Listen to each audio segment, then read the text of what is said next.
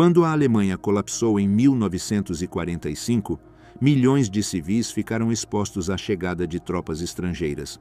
Entre eles, as mulheres alemãs enfrentaram um dos capítulos mais silenciados do pós-guerra. Em cidades devastadas, sem proteção nem autoridade estável, o abuso tornou-se uma prática difundida. Soldados de diferentes potências aliadas participaram em violações em massa. Algumas ocorreram durante a ocupação inicial, outras se repetiram durante meses em cidades e aldeias sem controle. As vítimas variavam de meninas a idosas. Muitas morreram após as agressões, outras ficaram marcadas para o resto da vida. O medo e o silêncio prevaleceram enquanto as novas autoridades tentavam ocultar a magnitude dos fatos. Por que os abusos foram silenciados nos julgamentos do pós-guerra? Que responsabilidade tiveram os comandos aliados? Como este capítulo oculto da ocupação é lembrado hoje? Entre o verão de 1944 e a primavera de 1945, o Terceiro Reich entrou em um processo de colapso acelerado que transformou profundamente a vida no território alemão. A pressão simultânea dos exércitos aliados desde o oeste e do Exército Vermelho desde o leste ultrapassou o estritamente militar e tornou-se uma desintegração administrativa e jurídica que afetou diretamente milhões de civis. Em 6 de junho de 1944, com o desembarque na Normandia, abriu-se uma nova frente ocidental. Em questão de semanas, as defesas alemãs na França desmoronaram, e em agosto, os exércitos aliados haviam cruzado o Sena, aproximando-se das fronteiras do Reich. Em setembro, a ofensiva se estendeu à Bélgica e aos Países Baixos. E no final desse ano, as forças americanas alcançaram o Reno.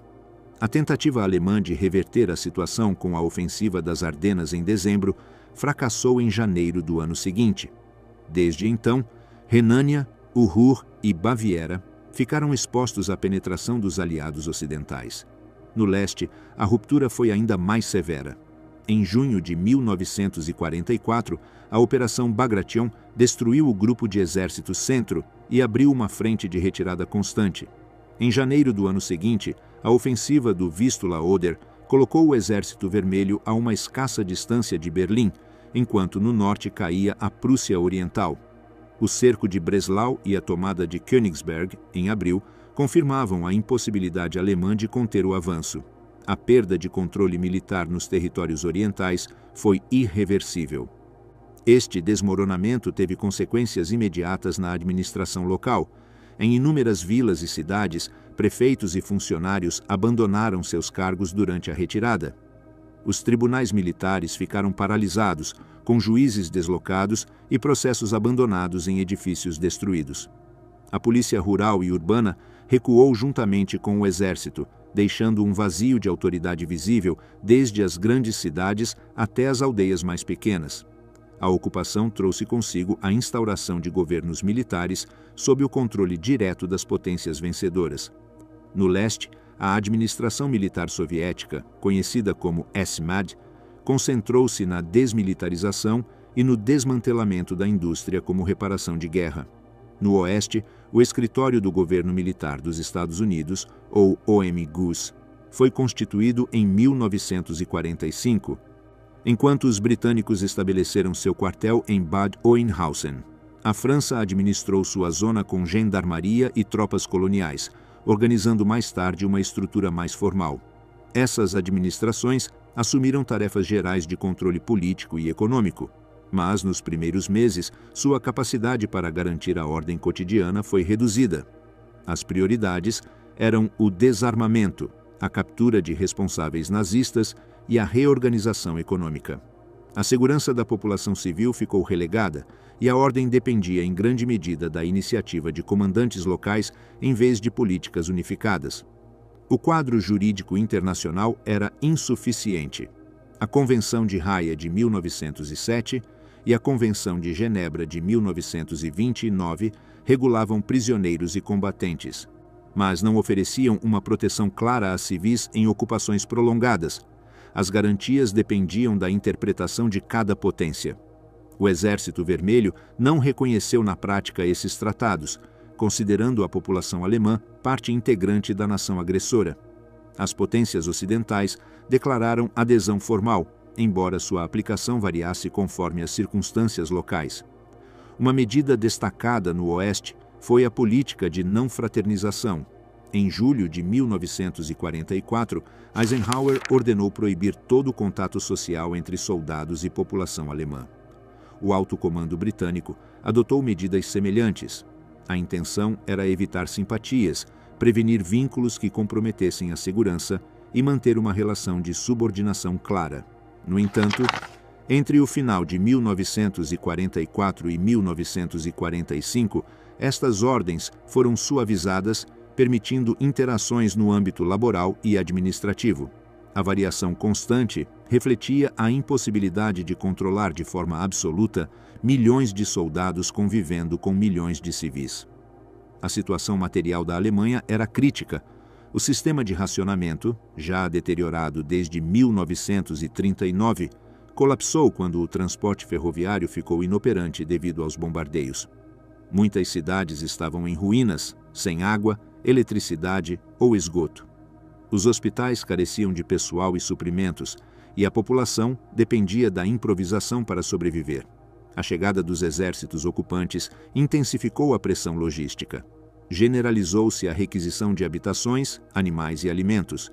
Em vilas e aldeias, as tropas ocuparam escolas, prefeituras ou casas particulares, deslocando seus habitantes. Nas cidades, os porões e abrigos antiaéreos, originalmente projetados para proteger dos bombardeios, transformaram-se em espaços de concentração familiar, sob proximidade forçada com soldados.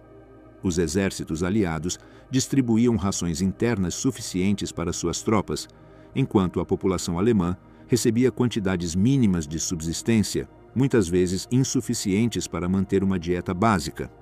Esta desigualdade reforçava a dependência e consolidava a posição de poder absoluto do ocupante sobre os civis. A disciplina militar constituía uma preocupação central, embora com limitações.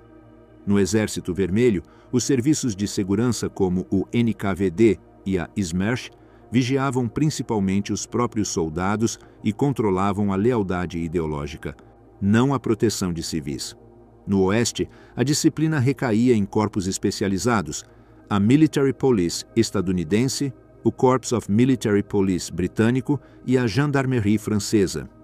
Sua responsabilidade era investigar delitos e patrulhar, mas seu número se mostrava insuficiente frente à magnitude do território e das tropas destacadas.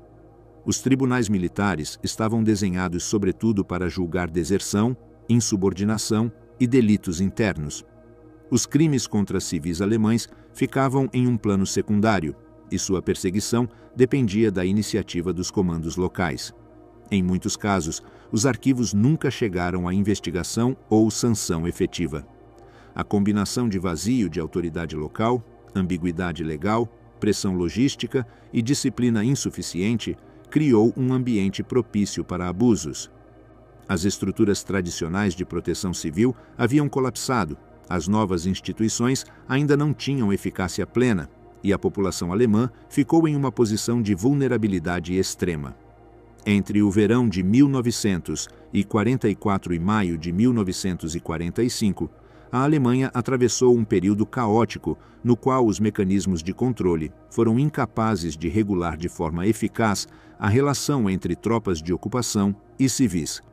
Nesse contexto de transição, as mulheres alemãs se tornaram um setor particularmente exposto aos efeitos mais diretos da ocupação militar.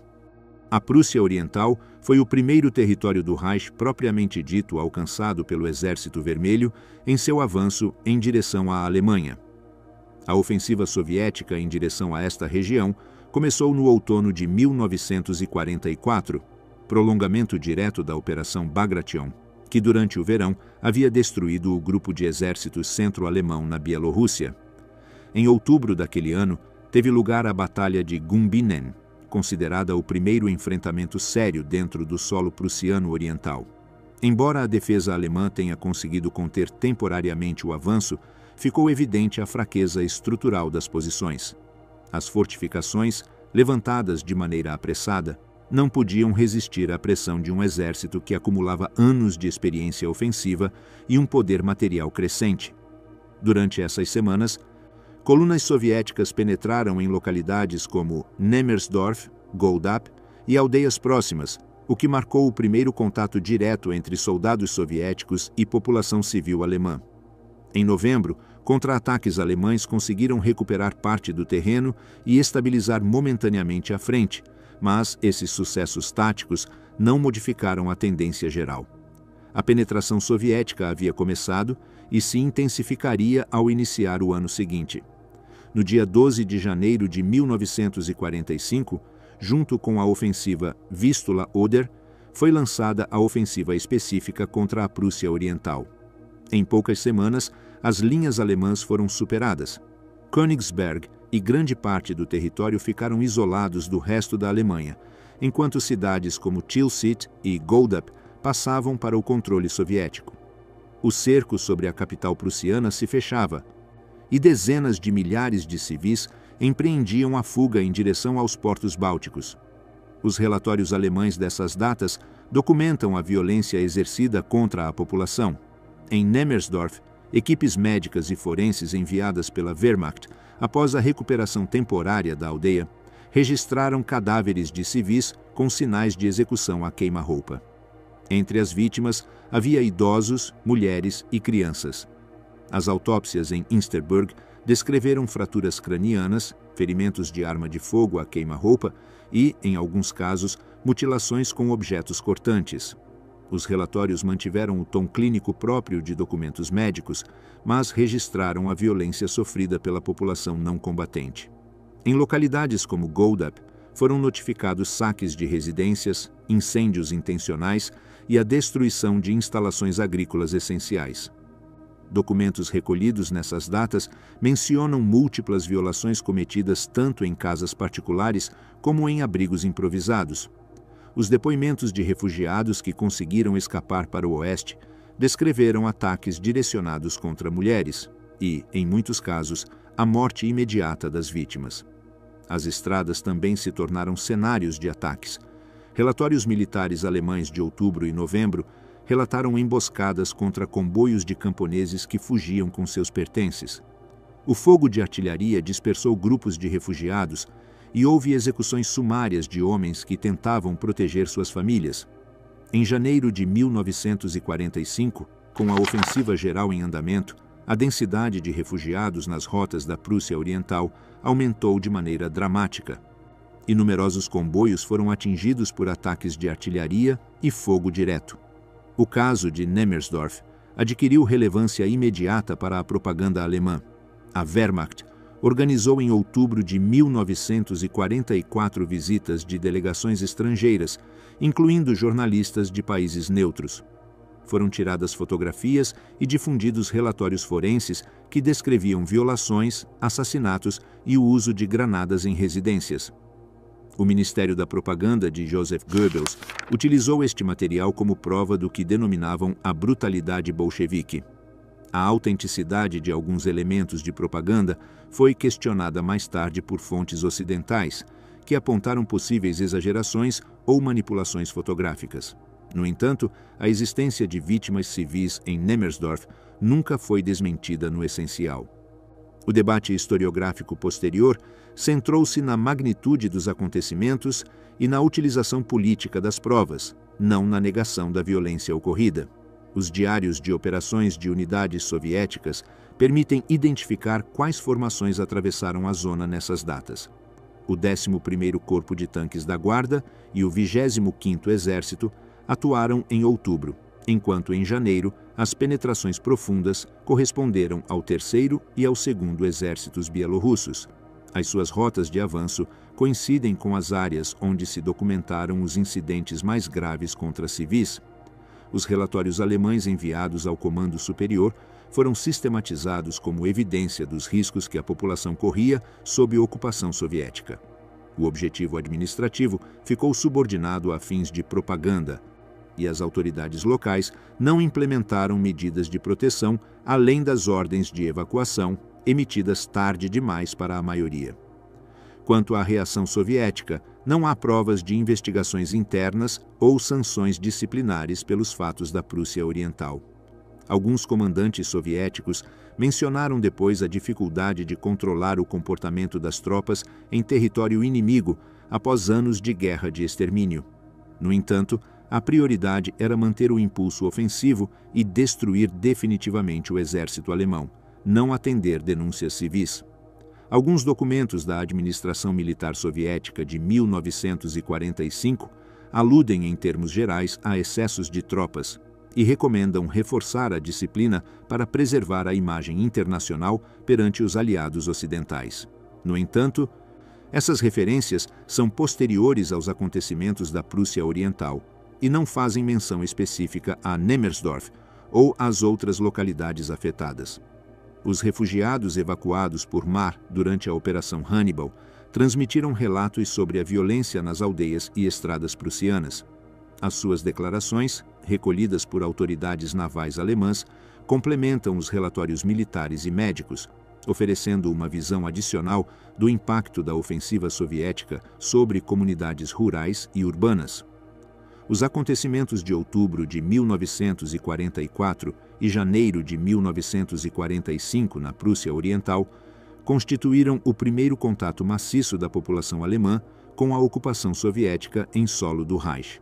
Documentos forenses, partes militares, diários de marcha e testemunhos coincidem em assinalar uma combinação de execuções sumárias, saques e violência contra civis indefesos. O uso propagandístico que o regime nazista fez desses fatos e a ausência de reconhecimento oficial soviético condicionaram a maneira como a história registrou esses episódios, que marcaram o início de um padrão que se repetiria nos meses seguintes em outros territórios alemães ocupados.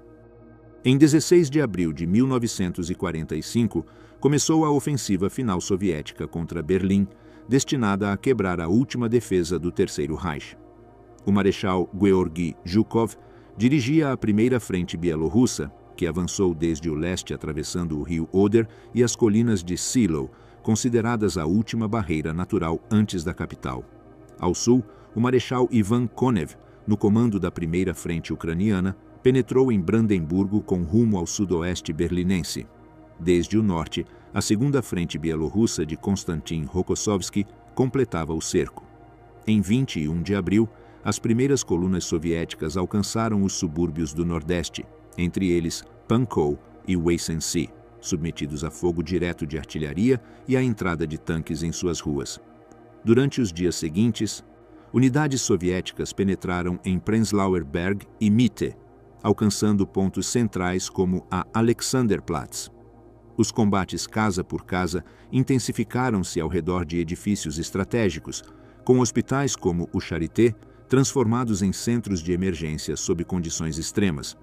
Pelo flanco ocidental, as tropas de Konev cruzaram o rio Spree sob forte resistência e entraram em Kreuzberg e Charlottenburg.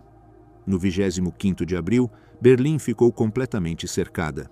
Sem possibilidade de reabastecimento nem evacuação, os distritos de Wedding, Tiergarten e Spandau tornaram-se cenários de confrontos prolongados, enquanto as forças alemãs recuavam para a chancelaria e o Reichstag. A população civil procurava refúgio em porões, estações de metrô e abrigos antiaéreos construídos durante a Guerra Aérea. Os hospitais de Moabit, Friedrichshain e Neukölln trabalhavam ao limite, atendendo tanto a combatentes feridos como a civis alcançados pela artilharia e os combates urbanos. Os documentos contemporâneos permitem rastrear um padrão de violência recorrente durante esses dias. Entre o dia 21 e o dia 24 de abril, em Prenzlauer Berg e Mitte, soldados soviéticos invadiram porões e residências, com a justificativa de procurar álcool ou inimigos ocultos. Diversos registros médicos mencionam agressões sexuais sistemáticas contra mulheres de diferentes idades, documentadas nos hospitais do distrito. Em Pankow, a noite de 23 de abril esteve marcada por batidas noturnas em quarteirões residenciais inteiros. Os refugiados escondidos em porões foram retirados à força, e numerosas mulheres foram admitidas pouco depois em centros médicos com ferimentos graves. Os registros hospitalares desse distrito incluem referências a lacerações internas, hemorragias intensas e infecções venéreas detectadas após esses episódios. A entrada soviética em Charlottenburg e Kreuzberg, nos dias 26 e 27, foi acompanhada de novas irrupções em residências e abrigos subterrâneos. Os hospitais de Neukölln e Friedrichshain receberam então um fluxo de mulheres feridas por traumatismos pélvicos e hemorragias internas. Os relatórios internos do Charité registram um aumento anômalo de admissões deste tipo entre 27 de abril e 2 de maio. Em Wedding e Spandau, ocupados entre o 1º e o 2º de maio, repetiu-se o mesmo padrão.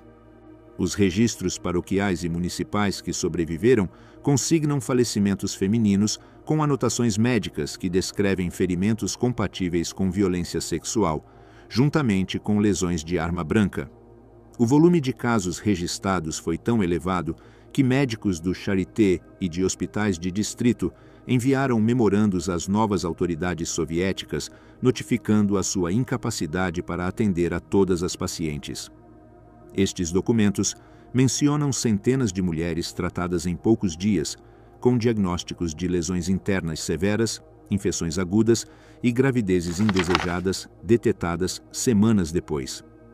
Após a capitulação formal de Berlim, no dia 2 de maio, quando o general Helmut Weidling assinou a rendição da guarnição, as autoridades soviéticas tentaram restabelecer uma ordem mínima. Foi imposto o toque de recolher noturno e foram desdobradas patrulhas do NKVD juntamente com unidades regulares. Em 3 de maio, circularam bandos anunciando castigos militares para qualquer soldado surpreendido saqueando ou abusando de civis. Os arquivos incluem referências a execuções sumárias de soldados soviéticos por delitos graves, embora a maioria vinculada ao saque em grande escala mais do que a delitos sexuais. Entre 5 e 10 de maio, foram emitidas ordens de divisão que instavam a proteger a população e reforçar a disciplina. No entanto, os diários privados conservados de habitantes de Pankow e Wedding constatam que as irrupções noturnas persistiram, embora em escala menor. Em 7 de maio, Zhukov emitiu uma ordem específica, lembrando suas tropas de que deviam comportar-se como exército libertador e não como força de pilhagem. Estas diretrizes respondiam a queixas formais recebidas e à necessidade de demonstrar controle diante dos aliados ocidentais, que em breve ingressariam em seus setores de ocupação previamente acordados. Os documentos disponíveis para este período incluem diários privados, relatórios médicos e registros municipais. O diário anônimo de uma mulher berlinense, escrito entre abril e junho, descreve invasões noturnas, busca por álcool e violência em abrigos subterrâneos. Testemunhos similares são encontrados em atas paroquiais, onde foram anotados falecimentos acompanhados de observações marginais sobre mortes violentas. Nos registros médicos do Charité, observa-se um aumento significativo de admissões de mulheres jovens entre o dia 25 de abril e os primeiros dias de maio. Os diagnósticos mencionam traumatismos pélvicos, infecções e hemorragias internas, acompanhados da falta de antibióticos e material cirúrgico para atender adequadamente à magnitude dos casos. Os bandos soviéticos conservados em arquivos municipais confirmam a existência formal de medidas disciplinares, embora sem dados detalhados sobre sanções aplicadas. Os listados de óbito em Spandau e Kreuzberg mostram um incremento repentino de mortes de mulheres jovens na primeira semana de maio, coincidindo com os combates finais e a fase inicial da ocupação.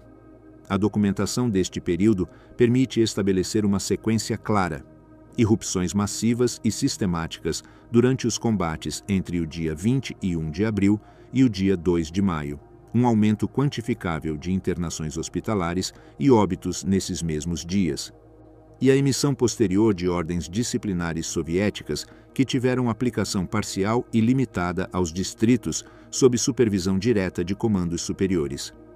Após a capitulação alemã de 8 de maio de 1945, a administração militar soviética na Alemanha assumiu o controle de extensos territórios que formariam a zona de ocupação oriental. Esta área incluía o Brandemburgo Rural, boa parte da Saxônia com seus centros industriais, o estado da Turíngia durante as primeiras semanas até sua transferência para os americanos em julho, Mecklemburgo-Pomerânia Ocidental com seus portos bálticos e a maior parte da Silésia, que após as conferências aliadas seria entregue à Polônia, mas que nos primeiros meses ainda abrigava uma população alemã significativa. O território era composto em grande parte por milhares de aldeias rurais e cidades médias. Muitas das suas infraestruturas agrícolas haviam permanecido intactas durante os combates, mas foram submetidas imediatamente a um regime de requisições e desmantelamentos industriais como parte das reparações de guerra exigidas pela União Soviética. Tropas soviéticas foram aquarteladas em escolas, prefeituras, fazendas e casas privadas requisitadas, o que estabeleceu uma convivência forçada e permanente com a população civil alemã. Os registros municipais e paroquiais desses meses refletem um padrão comum em várias províncias. No Brandemburgo Rural, as operações de maio e junho se caracterizaram pela busca sistemática de bens de consumo, relógios, bicicletas, rádios e bebidas alcoólicas. Durante essas incursões, os relatos apontam abusos sexuais contra mulheres cometidos tanto em residências como em estábulos ou celeiros utilizados como esconderijos. Os livros paroquiais registraram falecimentos femininos acompanhados de termos como morte violenta ou ferimentos múltiplos, expressões entendidas no contexto da época como alusões indiretas à violência de caráter sexual. Na Saxônia, cidades como Leipzig e Dresden, devastadas pelos bombardeios, serviram de base logística para unidades soviéticas. Nas aldeias agrícolas ao redor, a hospedagem forçada de soldados em residências privadas gerou conflitos constantes. Relatórios hospitalares do verão de 1945 documentaram um aumento notável de infecções venéreas em mulheres, atribuídas nos registros médicos oficiais a contatos forçados com soldados da ocupação. Esses documentos, redigidos com protocolos clínicos, oferecem evidência quantitativa da magnitude dos incidentes. Em Mecklemburgo-Pomerânia, região-chave pelos portos de Rostock e Wismar, a violência contra civis estava ligada ao saque organizado de bens industriais e agrícolas. Autoridades soviéticas organizaram comboios ferroviários com maquinário completo e produtos agrícolas destinados à União Soviética. Durante estas operações de desmantelamento, tropas confiscavam também gado e cereais, o que deixou as comunidades locais com recursos mínimos. Atas municipais da região mencionam maus tratos e mortes de civis que tentaram resistir, registradas em documentos oficiais com diagnósticos médicos que especificavam lesões traumáticas. Na Silésia, sob controle soviético direto antes de sua transferência formal, ocorreram ataques contra colunas de refugiados que tentavam fugir para o oeste. Esses grupos eram saqueados de seus pertences e, segundo documentação oficial, registaram-se execuções sumárias de homens que tentavam proteger suas famílias. Atas municipais de vilas como Loban e Görlitz registraram um número inusualmente alto de mortes femininas durante maio e junho, coincidindo com a presença de destacamentos soviéticos. Os arquivos locais preservam exemplos de denúncias oficiais. No distrito de Eberswalde, Brandemburgo, as atas de maio registram mais de 60 queixas formais por saques, roubo de gado e abusos contra mulheres. As denúncias foram remetidas à comandatura soviética sem que haja registro de sanções efetivas. Em Meissen, Saxônia, um relatório oficial de junho documentou 41 casos de violência contra civis, entregue ao NKVD local e traduzido para o russo por intérpretes, embora não tenham sido registrados processos judiciais posteriores.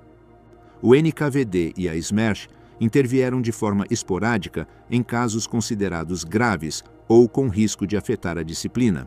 Na Turíngia, antes de sua transferência, um sumário oficial do NKVD de junho menciona a execução de 2 soldados soviéticos acusados de violação e saque nas proximidades de Weimar. No entanto, esses episódios aparecem como excepcionais e com um propósito exemplarizante mais do que como parte de uma política disciplinar sistemática. Em Mecklemburgo, a correspondência entre prefeituras alemãs e comandos soviéticos reflete denúncias sobre abusos cometidos durante operações de transporte de maquinário. As respostas soviéticas consistiam em advertências gerais sobre disciplina, sem evidência de medidas concretas. Durante o verão, a administração militar soviética emitiu ordens destinadas a reforçar a disciplina. Em 20 de junho de 1945, uma diretiva assinada por Zhukov ordenou punições severas contra soldados envolvidos em saques ou violações, sublinhando o dano que esses comportamentos causavam à imagem internacional do Exército Vermelho. Em 1º de agosto, uma ordem complementar instruiu a criação de tribunais de campanha. Arquivos da Saxônia registram julgamentos sumários em Dresden e Leipzig em setembro, embora os registros não incluam números exatos nem sentenças detalhadas.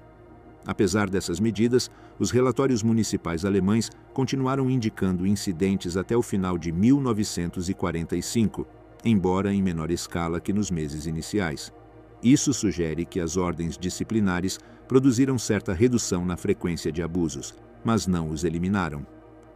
As fontes contemporâneas para este período incluem atas municipais, registros de óbito, relatórios médicos, ordens oficiais da administração militar soviética e resumos do NKVD. Em conjunto, permitem reconstruir um panorama em que a ocupação soviética fora de Berlim foi marcada por incursões rurais, alojamento forçado, violência sexual, saque sistemático e uma resposta administrativa limitada. A partir do verão, as autoridades soviéticas emitiram diretrizes disciplinares que conseguiram certo efeito, mas a aplicação prática foi parcial em um contexto de domínio militar absoluto e vazio legal, que deixou a população civil alemã em uma situação de vulnerabilidade prolongada. Após a capitulação alemã em maio de 1945, a administração militar na zona ocidental ficou organizada sob estruturas específicas que asseguravam o controle dos Estados Unidos e do Reino Unido sobre os territórios que lhes correspondiam. No setor americano, a autoridade ficou centralizada na Office of Military Government, United States, conhecida como OMGUS, criada em dezembro de 1944, mas colocada em funcionamento completo após o fim da guerra. Sua jurisdição abrangia Renânia-Hessen, Baviera e, desde julho, o setor americano de Berlim, segundo os acordos de ocupação. A Polícia Militar dos Estados Unidos, identificada como Military Police, ou MPs, assumiu tarefas concretas: patrulhas urbanas regulares, custódia de prisioneiros de guerra, controle do tráfego e detenção de soldados americanos acusados de crimes. Constituiu o principal mecanismo de disciplina interna e de resposta a denúncias de civis alemães. Em paralelo, os britânicos estabeleceram o British Military Government, sob o 21st Army Group, reorganizado em julho como Control Commission for Germany, CCG-BE. Sua jurisdição incluía Schleswig-Holstein, Baixa Saxônia, Renânia do Norte e Westfália e o noroeste de Berlim. O Corps of Military Police britânico, CMP, cumpria funções equivalentes às MPs americanas. Ambos comandos ocidentais absorveram progressivamente os registros policiais alemães pré-existentes, o que permitiu dispor de denúncias locais relativas a incidentes cometidos por soldados de ocupação. Esta transferência de arquivos deu às autoridades de OMGUS e do CCG-BE uma base documental com a qual iniciar processos judiciais quando se considerava necessário. As políticas de não confraternização foram impostas antes da entrada maciça na Alemanha. No dia 10 de setembro de 1944, o Quartel-General Supremo Aliado, Chaef, emitiu a ordem que proibia qualquer contato social com os alemães. Eisenhower reiterou-a em março de 1945, pouco antes de as tropas cruzarem o Reno. A proibição incluía conversar com civis, exceto por motivos estritamente oficiais, aceitar hospitalidade em lares alemães e, de forma explícita, qualquer tipo de relação com mulheres alemãs. Em junho, começaram as modificações. No 14 desse mês, Eisenhower autorizou exceções para contatos laborais necessários.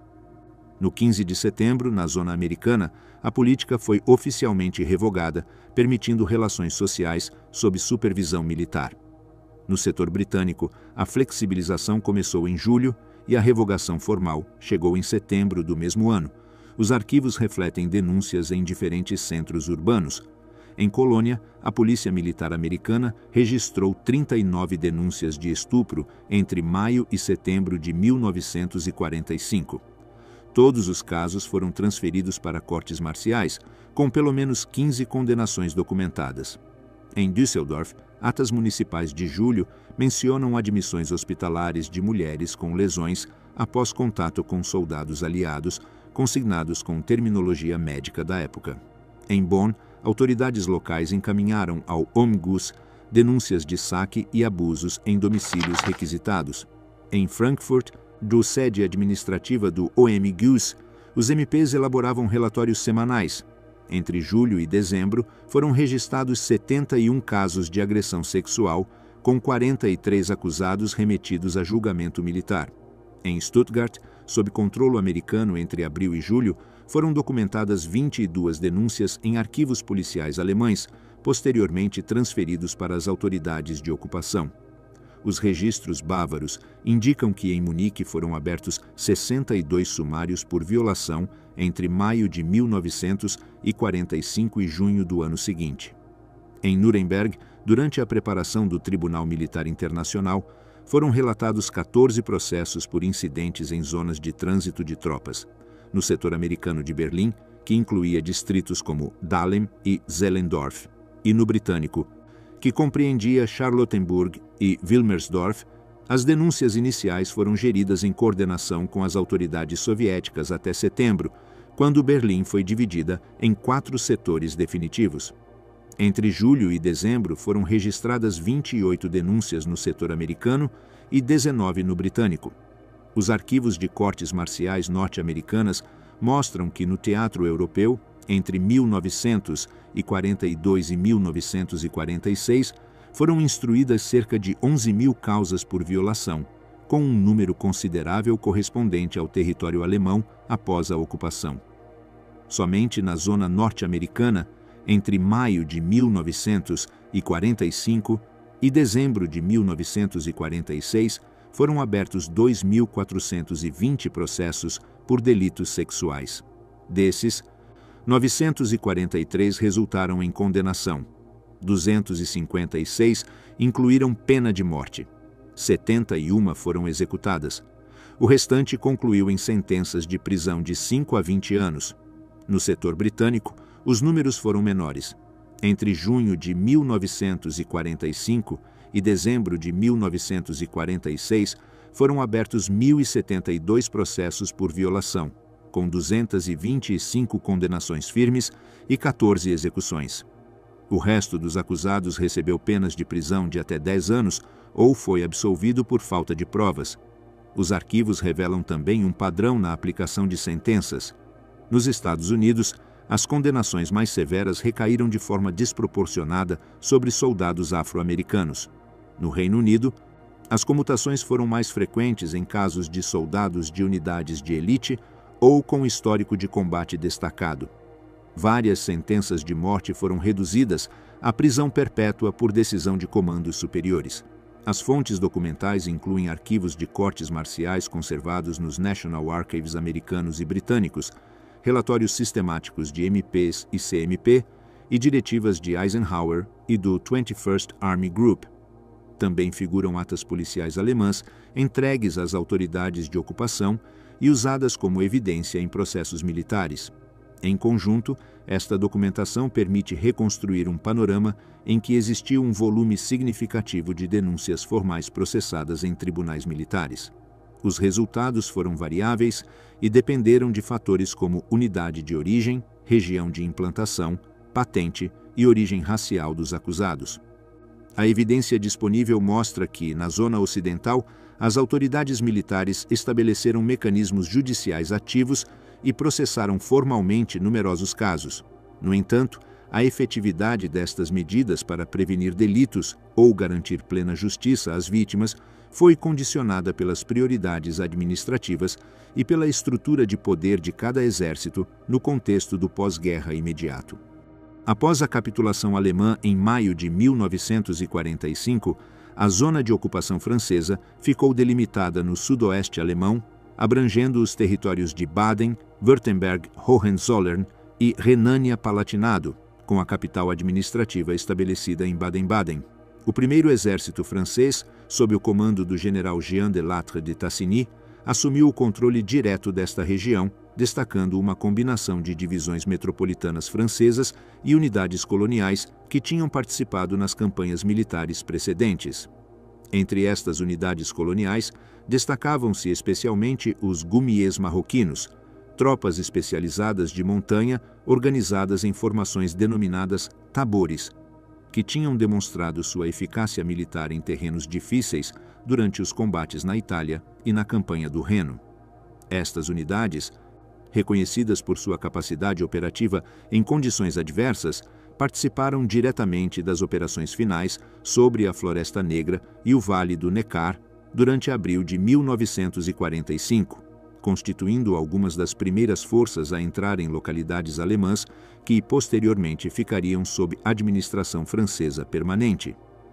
O destacamento militar francês incluía também elementos especializados de gendarmaria militar e destacamentos de polícia colonial, organizações responsáveis oficialmente por manter a disciplina entre as tropas destacadas e responder a denúncias apresentadas pela população civil alemã.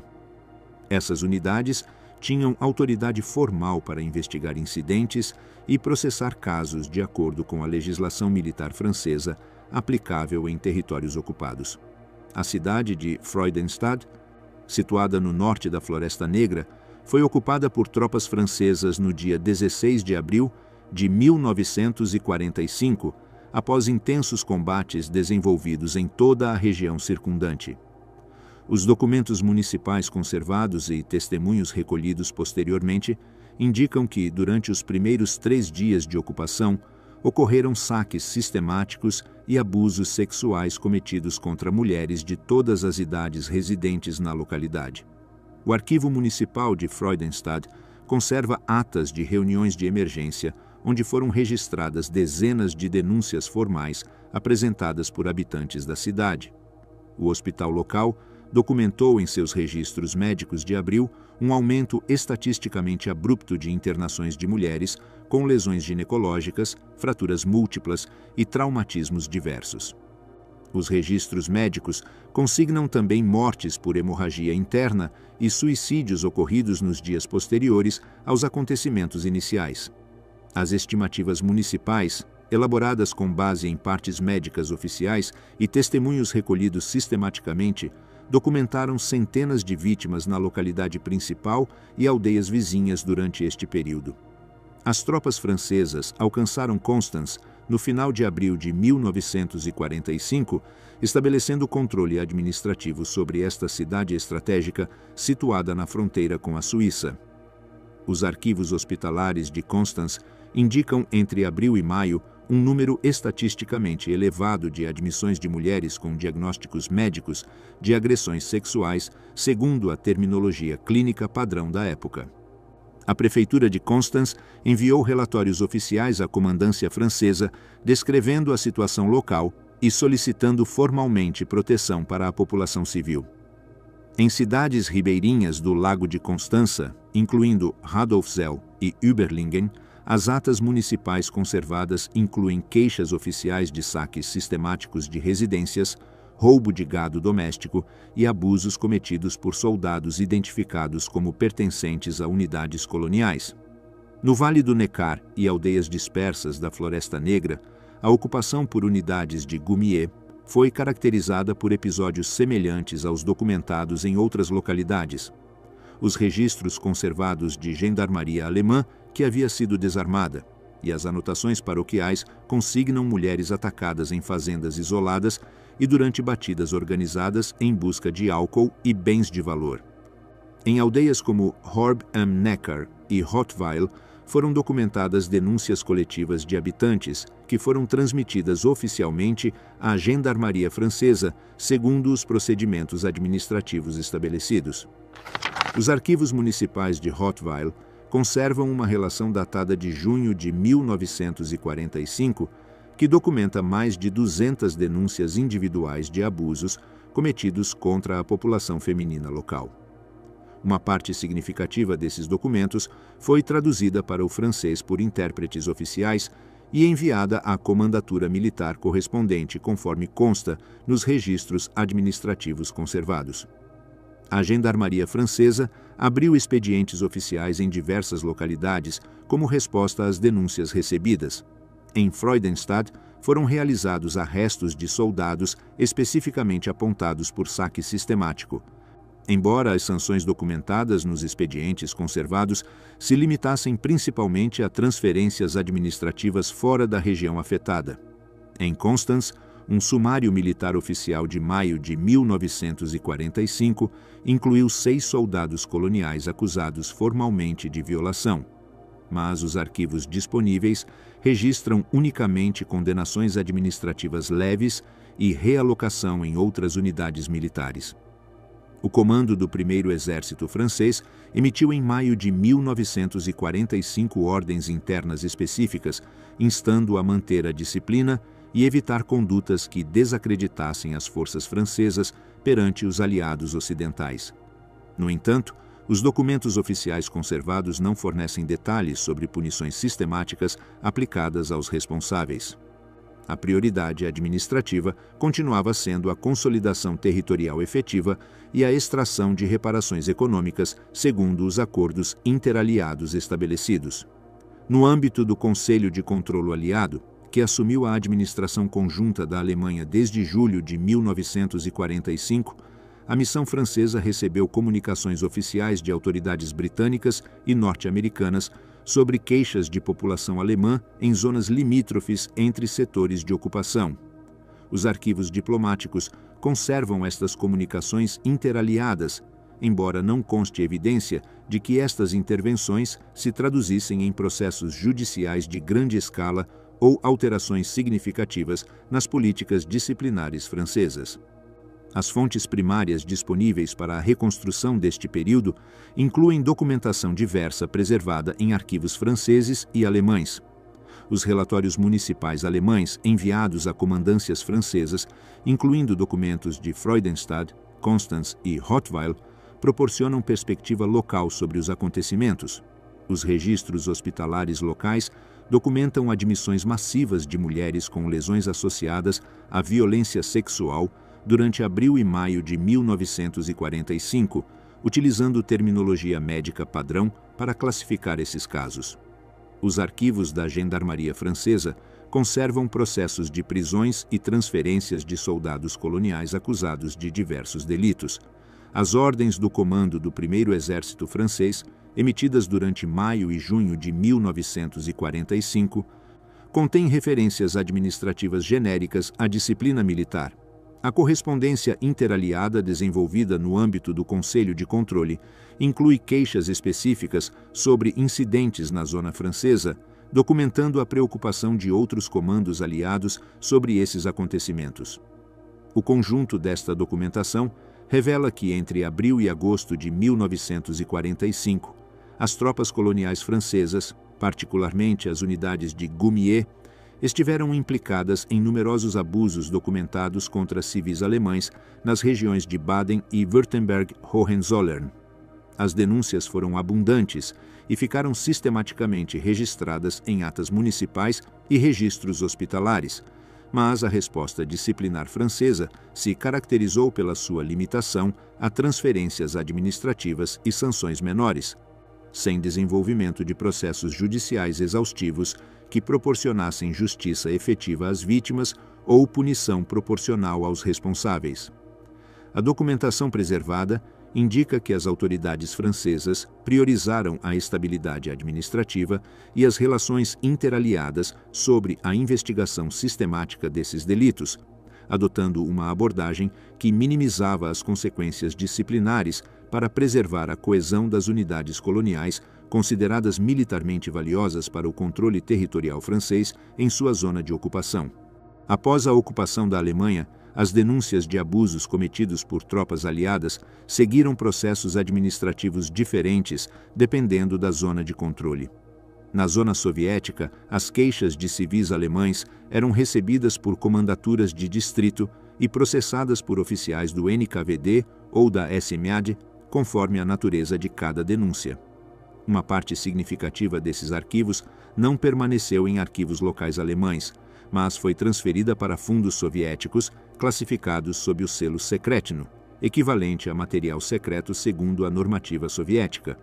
Nas zonas ocidentais, as denúncias recolhidas por prefeituras alemãs ou polícias locais eram remetidas às autoridades de ocupação. O MGUS no setor americano, o governo militar no britânico e as prefeituras militares no francês atuavam como instâncias de recepção. Posteriormente, encaminhavam os casos às respectivas polícias militares, que podiam abrir inquéritos formais se considerassem que a evidência justificava a investigação. O destino administrativo dos dossiês seguia um padrão duplo. Os casos com processo formal passavam para tribunais militares. Os que não chegavam a essa fase, juntamente com resumos estatísticos, eram arquivados em conselhos regionais de controle e utilizados em relatórios internos sobre ordem pública. Nos arquivos americanos e britânicos, muitos dossiês ficaram classificados sob selos de restrito ou confidencial. Os prazos de abertura variavam entre 30 e 50 anos. Na França, grande parte da documentação de gendarmeria permaneceu reservada até o final do século XX. O Conselho de Controle Aliado, ativo entre 1945 e 1948, centralizou relatórios estatísticos de incidentes de todas as zonas. As atas conservadas mostram tabelas periódicas, mas raramente esses dados foram discutidos em sessões públicas. A documentação sanitária do pós-guerra complementa os arquivos militares. Na zona soviética, os serviços de saúde de Brandemburgo, Saxônia e Mecklemburgo registraram em 1946 aumentos notáveis de doenças sexualmente transmissíveis entre mulheres alemãs. Os relatórios mensais indicavam taxas de gonorreia e sífilis entre 12% e 18% das pacientes em idade fértil. Embora não estabelecessem vínculos diretos com a ocupação, os números eram anômalos em comparação com períodos anteriores. Em Berlim, o Hospital Charité e outros centros de distrito enviaram memorandos ao Conselho de Controle Aliado. Um documento de novembro de 1945 registrava 1.432 admissões de mulheres com lesões médicas classificadas como atribuíveis à violência sexual entre abril e agosto daquele ano. Na área americana, o Serviço Médico Militar compilou estatísticas sobre civis alemães atendidos em clínicas militares. Um memorando de Frankfurt, de março de 1946, cifrava em 4.000 os casos tratados em Hesse e Baviera durante 6 meses, ligados indiretamente a contatos com tropas. Os resumos de MPs e CMP classificavam incidentes em categorias administrativas: violação, assalto, saque, embriaguez e outros delitos. Na zona britânica, um relatório trimestral de 1946 registrou 1.072 incidentes com civis alemães, dos quais 187 correspondiam a acusações formais de violação. Na zona francesa, um documento interno da Gendarmeria datado em Baden-Baden em agosto registrava 385 denúncias em Freudenstadt e localidades próximas, sob a categoria Atentes aux Mœurs, termo legal francês para delitos contra os costumes. Os comandos emitiram circulares disciplinares em resposta. Na zona americana, Eisenhower assinou em junho de 1945 uma ordem instruindo a reprimir com severidade os delitos sexuais. No entanto, a revisão posterior de arquivos mostra que muitas condenações foram comutadas e numerosas penas de morte reduzidas. Na zona britânica, Montgomery enviou em julho desse ano instruções para punir saques e abusos, embora os registros indiquem que, em muitos casos, a medida aplicada foi a transferência de soldados sem julgamento formal. Na zona francesa, Delattre de Tassigny emitiu em maio uma ordem proibindo pilhagens e violências, mas os arquivos revelam que as sanções consistiram, sobretudo, em repatriações ou redistribuições de tropas coloniais. Na zona soviética, circulares assinadas por Zhukov e Rokossovsky entre junho e agosto de 1945 ordenavam execuções sumárias de soldados culpados de violações. A documentação posterior, no entanto, mostra que essas sanções foram pontuais e não constituíram uma política sustentada. A fórmula administrativa mais habitual para encerrar expedientes em todas as zonas foi a classificação de falta de provas. Com isso, arquivavam-se casos sem estabelecer responsabilidade. Em outros, os acusados eram transferidos para outras unidades sem deixar constância de sentença nem sanção. O controle da informação pública foi rigoroso desde o início da ocupação. Na zona americana, a Information Control Division ordenou à imprensa alemã autorizada que não publicasse notícias sobre incidentes de tropas sem permissão expressa. Um memorando de agosto de 1945 instruía de forma explícita não divulgar violações de disciplina, tratá-las apenas em relatórios classificados. Na zona britânica, a Control Commission enviou em setembro diretrizes semelhantes aos meios autorizados. Na zona francesa, a censura militar ordenou aos jornais de Baden e Württemberg que se abstivessem de publicar artigos sobre saques ou abusos, impondo sanções administrativas aos editores que descumprissem. A União Soviética manteve um controle propagandístico ainda mais rigoroso. Os noticiários oficiais mostravam o Exército Vermelho como força libertadora com imagens de ajuda humanitária e reconstrução, enquanto qualquer denúncia era suprimida pela censura. Os noticiários ocidentais projetados nos cinemas alemães durante 1945 e 1946 também omitiram qualquer referência à violência de ocupação. Mostravam distribuição de alimentos, reconstrução e julgamentos de Nuremberg, mas excluíam incidentes disciplinares.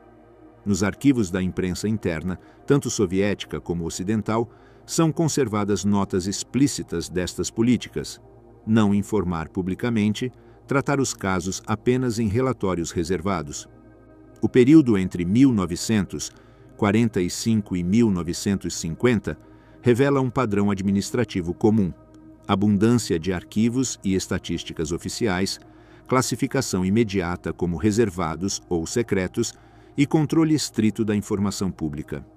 Os relatórios médicos e policiais documentaram o alcance dos abusos, mas as decisões de comando tenderam a encerrar casos com transferências, arquivos administrativos ou sanções menores. Paralelamente, a propaganda aliada e soviética estabeleceu relatos oficiais que excluíam esses incidentes, configurando um vazio informativo que condicionou a memória coletiva sobre a ocupação e deixou sem resolução judicial plena grande parte dos fatos documentados.